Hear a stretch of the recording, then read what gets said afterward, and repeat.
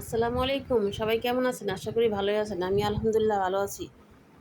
তো আজকে আপনাদের জন্য বানিয়ে দেখাবো। আসসালামু আলাইকুম, সবাই কেমন আছেন? আশা করি ভালোই আছেন। আজকে আপনাদের জন্য বানিয়ে দেখাবো খাজা।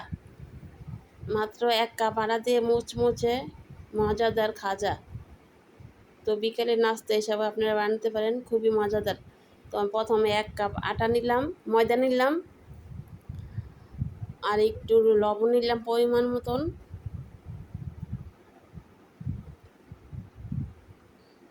একটু তেল নিলাম,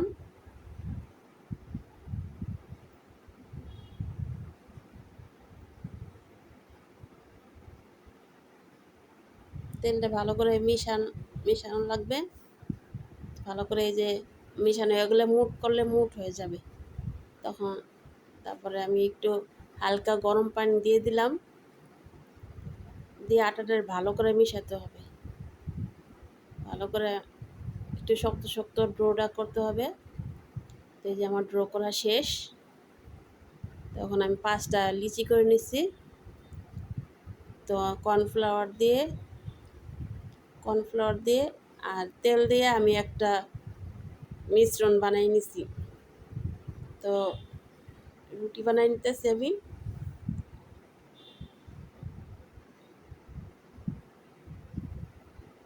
এইভাবে 5টা রুটি বানাইতে হইব আমার একে একে।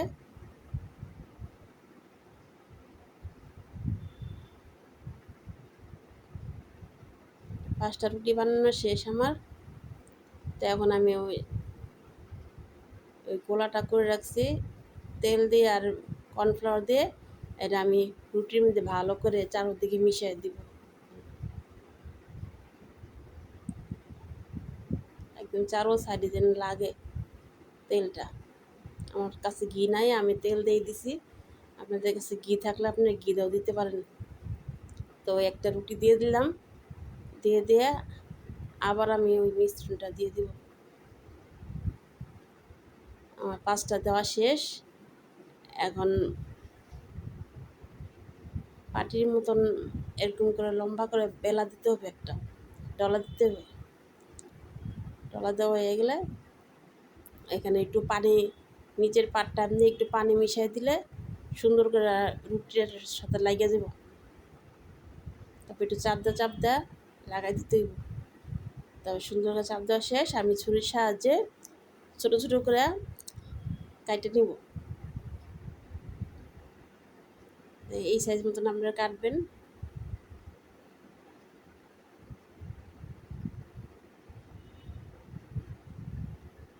কাটা শেষ।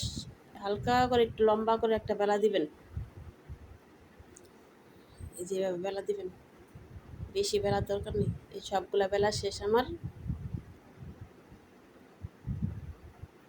চুলায় তেল দিছি, তেলটা একদম হালকা গরম হয়েছে, একদম হালকা।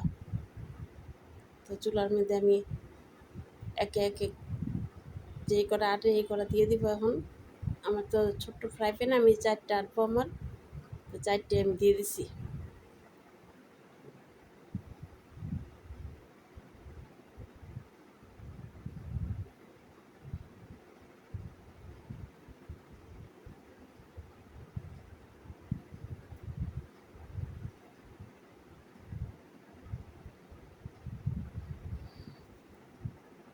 সুন্দর আস্তে আস্তে ফুলে উঠতেছে দেখেন। তো আপনারা আস্তে আস্তে কাঁটা চামচের সাহায্যে উল্টায় দিবেন।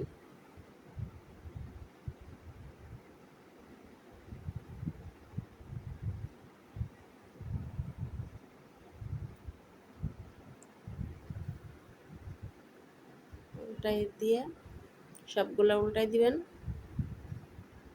দিয়ে দেখবেন আস্তে আস্তে কালার এসে যাবে লাল লাল। তখন আপনি উল্টাই ফেলে নিতে পারেন। কি সুন্দর একটা লেয়ার হয়েছে। আপনারা বিকেলে বাচ্চাদের বানাই দিলে বাচ্চারা অনেক খুশি। কত সময় আমাদের ঘরে কিছুই থাকে না, একটু ময়দা থাকলেই আমরা সুন্দর করে বানাই দিতে পারি।